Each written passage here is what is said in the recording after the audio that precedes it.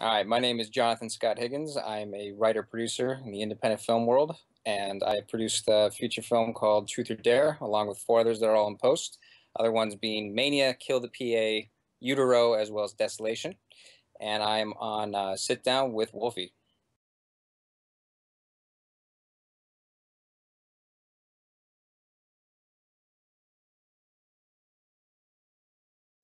Hey everybody, it's the 13th Wolfman here, and you know what? I've got Johnathan Scott Higgins on with me on the sit down.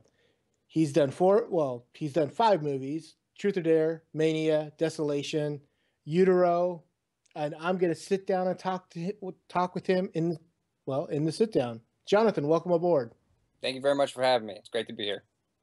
Yeah, man. I mean, this I'll tell you right now, the movie that I'm looking probably the most forward to. I do want to see Truth or Dare, but I want to see Utero. Yeah, Utero was fun. That was a very interesting shoot.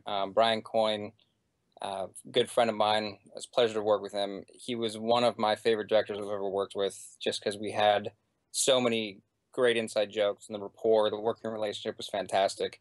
And I've never seen Jessica better. And I think that's her best work, her best piece as an actress. She's been really good in other things, but I think Utero is going to be her movie that really makes her shine and flex her chops. When it came down to just working with Brian on Utero, it was every other sentence was a Top Gun reference. Let's just put it that way. We got the Need for Speed, huh? Oh yeah, Yeah, high that five. movie looks insane. I mean, Jessica was on last week and she was talking about, the basic premise is, someone's pregnant, they think that by the eighth month that they think they have like a little spider baby, you know, Yeah, in them. yeah, and it's very. I think. I mean, horror fans are going to like it, but to not sound so generic, it's very much in the old. It's very much in the vein of a slow burn horror film that we haven't seen in a very very long time. It's funny because the movie I did before that was Truth or Dare, which was very much torture porn. I wear that badge very proudly. I like even when we're talking to distributors. Sorry, good old living in LA, sirens all the time. Um, Talking with distributors, critics, whatever it is, people are like afraid to label my movie torture porn when they're talking to me. I'm like, no, no, Truth or Dare is totally torture porn. Like that was totally my intention. So thank you for recognizing that. But Utero, very slow burning, with a very awesome third act payoff.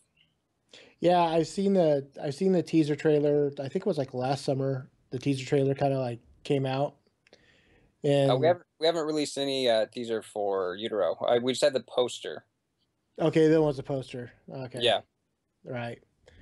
But it just the image alone, kind of in the way that Jessica describes it and you describe it, kind of makes me think of like a really bizarre Twilight Zone.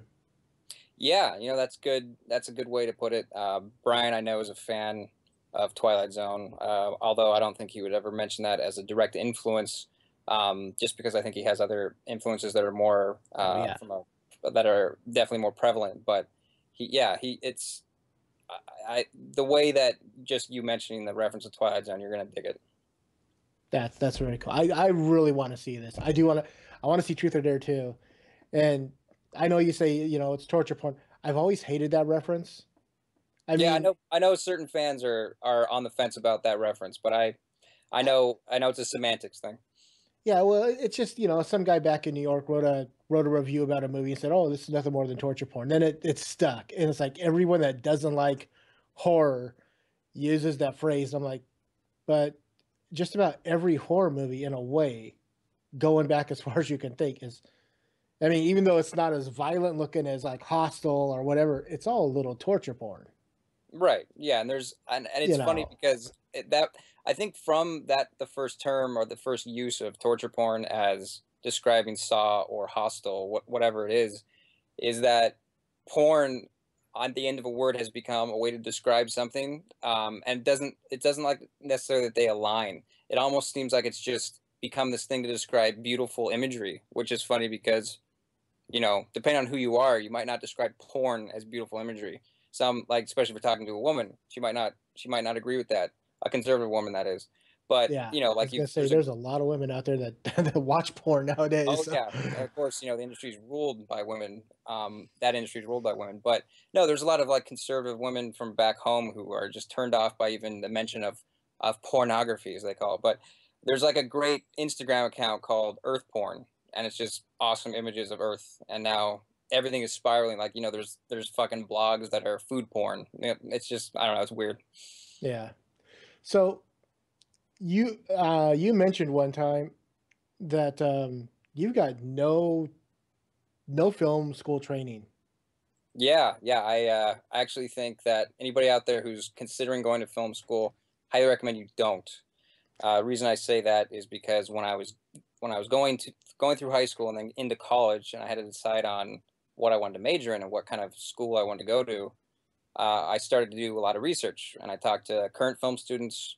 I talked to past film students, whether they were friends, family, or people I just reached out to. And one thing became very clear after I talked to about the third or fourth person was the fact that there's no logistical or technical training when it came to the majority of the film schools, or at least all the people that I talked to that went to film school. There was nobody. I mean, they might have you submit as a senior or for your, you know, your thesis. They might have you submit a short film or a feature, but they'll never exactly tell you how to. It's all this film theory bullshit. And while they'll Oh, they'll they'll show you really cool movies, you know, and don't get me wrong, I love Metropolis, but I don't want to watch Metropolis 9 times in 9 different classes in one week. You know, there's yeah.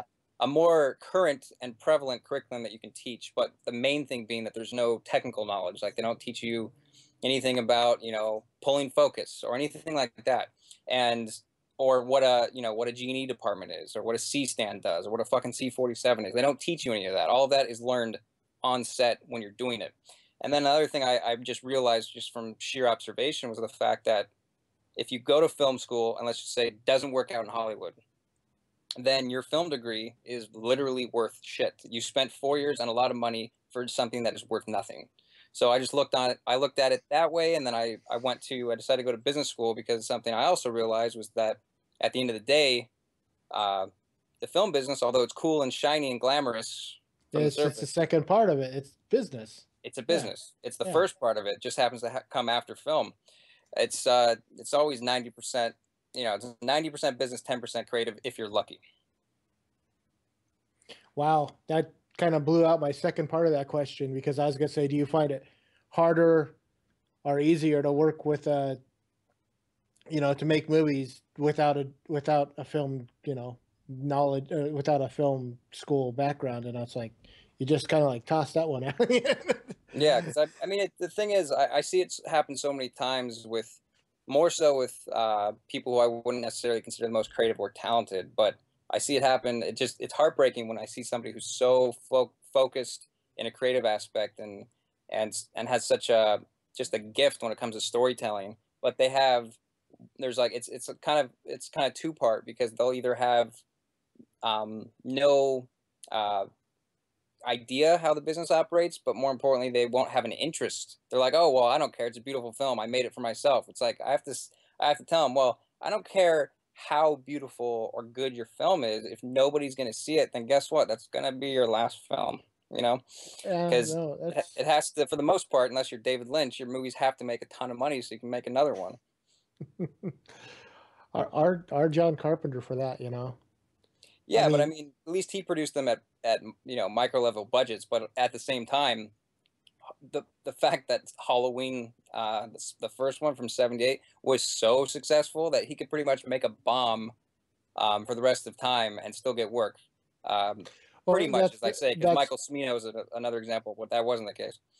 that's true. But when I said Carpenter, I was actually thinking like I was thinking Assault on Precinct 13. That wasn't the biggest known film when it came out in 1976.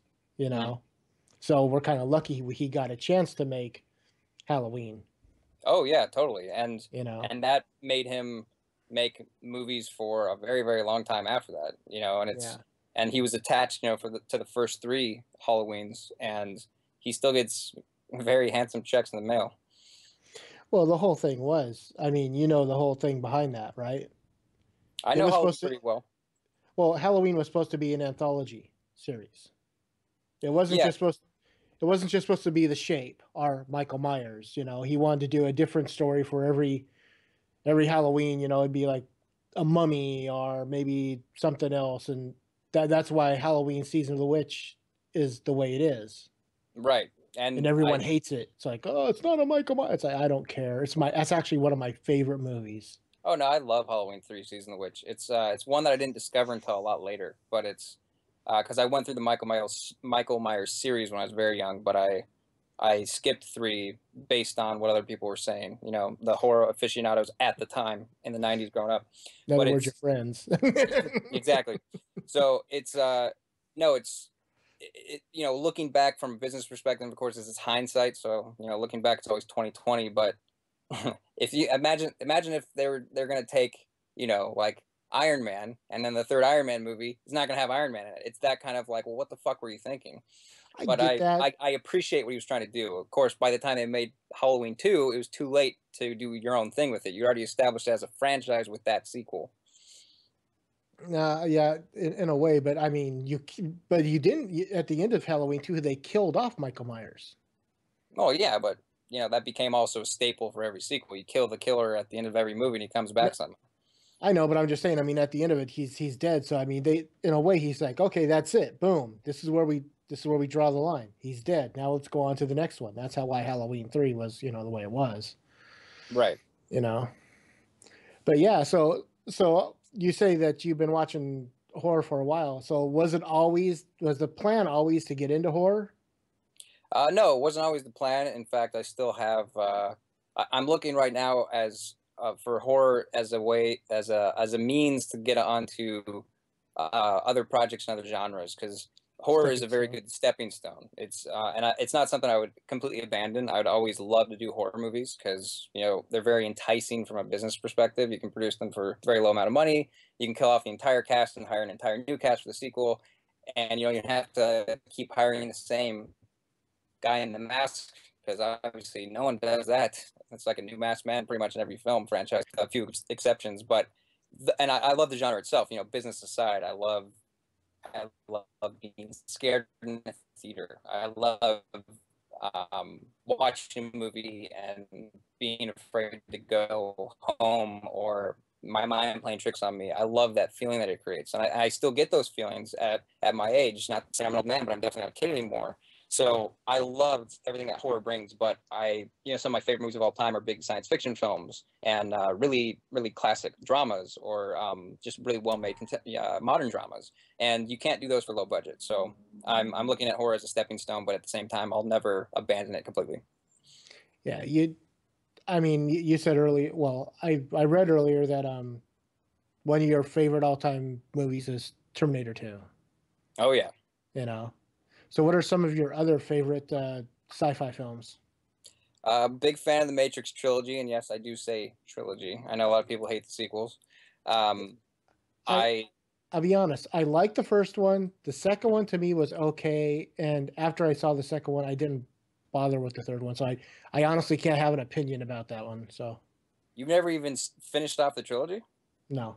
Wow, you should check it out. I mean, it's there's enough time has passed. It's 12 Yeah. years since the sequels had come out, but no, I love and I usually refer to it as the Matrix series because I very much consider the Animatrix part of the you know mythos of it all.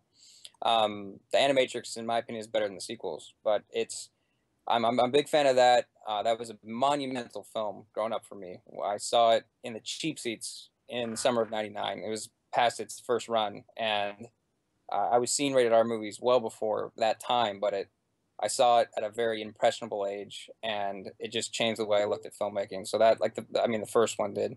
So the first one is just such a special place in my heart. I'm a big fan of Matrix. For other sci-fi series, you know, I'm a brown coat. Love Firefly. Love Serenity. Really? Oh yeah, yeah, I'm a big fan. I actually have the series on Blu-ray. I won it from a contest, and I've never finished it because I get to like episode 6 or 7, and I'm like, eh. Really? Yeah. Usually people who get to see like episode 5, because I'll give you like the first few episodes if you watch it sequentially, which was not how Fox aired it. If you watch it sequentially, going into it completely blind, you're like, oh, this is okay, this is all right. But by episode 5 for me, and I've talked with other people, they're like, I got addicted, and then I'm like, holy shit, it's done by episode 13, and it's just this bittersweet, very philosophical ending. And then of course, then we have Serenity, which I love, and I liked Serenity a lot more after watching Firefly. Cool. I guess it's I never finished, but that's I love it when people have that kind of passion for stuff, you know. Yeah, big fan of that. And I grew up. I mean, I'm a child of the X-Files generation. Oh, I had this whole thing growing up where my dad. I mean, he is like the best father on the planet. He loved to scare the shit out of me when I was a kid. Showed me Alien when I was like 6 or 7, and I haven't been the same since. I think I want to say Alien's the first like horror film I saw all the way through, and I was hooked ever since. But then when X-Files, we saw the teaser for that in when was it? Yeah, it was 93. And so as a family, my mom, my dad, my sister, and I, we all got together and we watched X-Files. And from that episode, we watched every single X-Files episode after that for all 9 seasons. We became absolutely hooked. Even after, you know, the Duchovny left for a while, and, you know, Doggett came in with Robert Patrick. All these things changed, and the series, granted, wasn't as good, but we followed it. You know, we're fans to the end. So and that was Bill Gish came on. right. Yeah. No, I'm a huge X-Files fan. I just started rewatching season 1, dude, like that last week. Nice. Yeah, I was going through kind of as a highlight reel. I watched. I've been on this like 1999 kick where I'm watching. For some reason, I'm watching a bunch of stuff from 1999, and it wasn't even by choice. When I realized it, I'm like, well, continue the trend. So I started on season 7 of X-Files, just kind of choosing some from there, which were all like 99, So 2000. the last season of Duchovny. Yeah, and then of course it came back for 9, but it was it was, I don't know how well do you know? I mean, you've seen the series enough where you know a lot of specific episodes. Yeah. The one that I watched, which was just fantastic, was the Ex-Cops episode where it was filmed like an episode of Cops. Oh, oh, yeah. Okay, I know exactly which one you're talking about. Fan Yeah. fucking tastic episode. Yeah, and Cops had already been on for like 15 years, you Yeah. know, or something like that. So the fact that no one ever thought about doing that before is just, you know, it's like any other TV show could have did it. I mean, Law and Order or whatever, you know. Oh yeah, but the thing that X-Files has and still has the had and still has the edge over other shows was that it was always willing to try different, you know, formats of telling a story. They had very interesting episodes, like I can't remember what season it was or even the name of the episode, but the guest star was Luke Wilson as the sheriff, and you know David Duchovny, or Mulder had a very different. It was told in 2 perspectives, Mulder and Scully's perspective of him. In Mulder's mind, he was this doofy dude with like buck teeth. Oh, I don't. And then yeah. in, you know, Scully's version of him, he was this handsome, charming, you know, dashing guy. And you're wondering what the hell is the real version, you know, which is probably a melding of the two. But I Yeah, love like exactly. that kind of stuff, you know.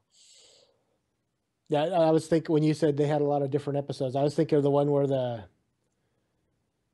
I think it was it's either season 8 or season 9, where there's a guy that he can create his own reality and he wants to live at the Brady Bunch house. Oh yeah, I gotta rewatch that one. Yeah, That's like season 9, right? Season 8 or season it 9? was the later one for sure. Yeah. Yeah, that was, God. Forgot about that one. I got to see that. I mean, that thing's hilarious. Yeah. Yeah, I love a lot of that stuff. I mean, I'm a big horror fan. I'm like you. You had your father, I had my mother. You know, she was a horror fan. I think one of the first horror movies I saw in the theater was The Exorcist. Ooh, good one to start. Yeah. Yeah. So you write a lot. I mean, you've done everything. You're a producer, you're a writer, you've done second unit directing. What's out of those 3 things, what's the hardest to do? Man, I haven't been asked that before. It depends really on the production. It depends, like, because the people you work with are so vital in terms of, if you want to put it down in simple terms, are so vital to your happiness on a movie set. You know, as a producer, it's a much longer process because you're there from pre-production all the way through principal photography and all the way through post, and then distribution deals, festival, all that. Like, it's producing a project, you really have to love it. You know, I read a great article, Tarantino, years ago, was saying, like, you have to be willing to, you know, essentially die for a film when you make it. You know, he's speaking from a very much a director's perspective, but he's even more involved in it than a producer is. Yeah. So that's very hard because it's such a long process, you know, from, especially on projects where you take either a small or, you know, like a nominal upfront fee, and then you get primarily back-end points. I mean, if you look at it just from a schedule time frame, from the pre-production until like you start seeing money on it is easily a 2-year cycle. So you have to really love what you're doing, or, you know, be a trust fund baby in order to enjoy yourself. It's at that. So like producing, I would say is probably the toughest in that regard. But as a writer, you know, you face rejection a lot. It can be a very lonely experience because different writing experiences I've had where you are just with this characters or story for such a long period of time where you're by yourself, and that can be, you know, an interesting experience. But I would say that's much easier than producing, in my opinion. And then and I've never actually second unit directed. It's under that credit for IMDb, but I first and second AD'd a lot, and that the life of a first AD is just a terrible fucking life. It's it's just the most stressful job I think on a film set, just from the positions I've worked. Just for actual principal photography, you don't ever stop. You know, if you're a good first AD, you don't stop. You don't sit down. You know, it's just, you're responsible not just for your department, you're responsible for everybody else's department. You're the safety officer. You're if you're going it's like, if something goes wrong, the first AD is usually the first and only person to blame. And then at the end of the day, nobody says thank you, even if you did a good job, because there's no such thing as an AD who really did a good job. Because if you go over one day, your crew hates you. If you're finish a day early, your crew doesn't respect you because they're like, well, you know, why did we rush through all these shots? You know, we could have got better shots if this AD wasn't rushing us. It's like there's no, like, I first AD sucks. Okay, well, I think we'll say that. I think we'll say that being first AD is the hardest thing. Yeah, from that explanation, yeah. Because first AD sucks. Yes, that's all you need to know. Never, like, and it's not something that I ever set out to do. I just kind of fell into it. But it's not something that I will continue to do. I'm much more I'm not passionate at all about ADing. I'm passionate about writing and producing. That's cool. You have any good stories from Blood Lake you want to share with them? Yeah. Well, I will say this. Asylum is the worst company in the history of the planet. The Sharknado 3 crew right now is on a strike. And I don't know the full details of the situation, but I can gather it's because they've been treated like shit, probably been forced to work overtime and not got paid overtime, and then asked for like a 5 or 6 hour turnaround, and nobody says thank you at the end of the day. That's probably what's happening. Asylum is terrible. They treat the majority of their crew members like absolute shit. Their wages are terrible, and then at the end of the day, they're not even making good movies. They just pump out so much shit. Like, I would rather go hang out with Kanye West for like a month than ever step foot on a fucking Asylum set again. Not quite sure I understand how you feel. Yeah. Yeah. But no, Blood Lake was a miserable experience. The producer of that project is a terrible person. I'll just put it that way. He's a terrible human being. Okay, well, sorry I brought it up. Yeah, it's fine. I mean, I just don't want to get too specific with it. No, that's fine. We'll just move on. So, well, what's your favorite '80s horror film? '80s, ooh. Yeah. That's a really good question. I mean, this is definitely a subgenre, but I mentioned before Terminator 2. So Terminator 1 being in the 80s, very much a slasher flick with a, With the sci-fi sci-fi twist. Yeah. And if you look at just the Schwarzenegger in Terminator 1 is very much a slasher, but he happens to be, cyborg. He's a T-800 killing machine, and slashers are killing machines. I love the whole score of that. That synth score is just amazing. Yeah. That dun. Yeah, it's amazing. But I like. I mean, that's probably my go-to for one of my absolute favorite '80s horror-esque type movies. But if you're just talking strictly horror, I would have to say probably off top of my head, probably Near Dark. I'm a big fan of Near Dark. Near Dark is a good movie. Near Dark is a great movie. And again, there you go. You just named 2 movies with Bill Paxton in it. Yeah, and James Cameron was involved in both in some capacity. Yeah.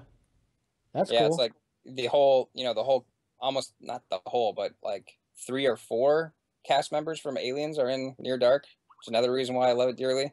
And, how can you not love Bill Paxton? He's fantastic. We're all gonna die, man. It's like I think it's like this one. He's the only actor that. Yeah. No, go ahead.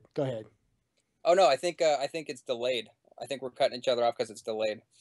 Oh. Yeah, but we'll have to talk like news anchors, where you wait for the person to respond. But the Bill Paxton's the only actor to get killed by a Terminator, an Alien, and a Predator. Oh yeah. There you go. So if you don't put that on your business card, I don't know what you put. That's an amazing calling card. So how did you? Well, I think I got time for one more question. So how did you and Jessica meet? We actually met through a mutual friend named Perry Teo, who he directed a film. He's known for directing a film called The Gene Generation with Bai Ling, and he's done number of films after that. His most recent one being, I believe, The Dark Prince. It was a vampire flick that he did in Eastern Europe somewhere. But he's a good guy. He was my first contact really in the film industry. Helped him out on a horror film he was shooting out in Pasadena before I even moved to LA, and stayed in touch with him over the years. So when I actually got to LA, not too long after that, we were working on a spec script together for a little bit, and then I said I want to just really insert myself into the film industry and kind of learn everything. And he said, well, I know a girl who's really well connected in the indie horror film industry. And that was when he introduced me to Jessica Cameron. So pretty much first time we met, struck up a very good relationship. And, at the end, fast forwarding to now, we've produced 5 features together. Yeah. I'm looking forward to them all, man. Honestly, I want to thank you for coming on Sit Down. This is great. I love talking to people about making movies and everything else. But yeah, so go ahead and plug what you got coming out. Yeah, thanks, man. I had a really good time on the show. A lot of refreshing questions that weren't like a lot of other podcasts or publications where it's just all the same things. It was different. I liked it, so appreciate that originality. But yeah, I have 4 movies currently in post-production right now. Utero, directed by Brian Coyne. I have Desolation, directed by Ryan M. Andrews. Mania, directed by Jessica Cameron. We reteamed from Truth or Dare, as well as Kill the PA, directed by Aaron Lane, which is the making of Desolation and Mania, a trilogy that we shot over the month of November while traveling cross country, and we went to the destinations that the fans picked. So you can go to killtheproductionsystem.com to find out more about all of them. Yeah, I followed Jessica on Twitter, and I remember when she tweeted out, where do you want us to go? And she was asking people for locations. Yeah, that was quite the journey. It was by far the most sleep deprived I've been in my life. I didn't think it was possible for a human. All right. I'm looking forward to all that stuff. I know a lot. I know a lot of people are looking forward to Truth or Dare and Utero. So, when is any idea when they might come out? Utero is up in the air still because it's still in post production. But Truth or Dare is hopefully going to be released at some point later this year. Don't quote me on that because we're fielding all of our distribution offers now. It's and once it gets through a distributor, once we finally sign with a distributor that we like that offers us a very nice deal, then they might hold on to it released for next Halloween because it's a horror film. It's kind of out of our hands at that point. So that's why I say don't quote me on that. But I'm hoping, really hoping later this year. All right. Well, thank you again, Johnathan, for coming on.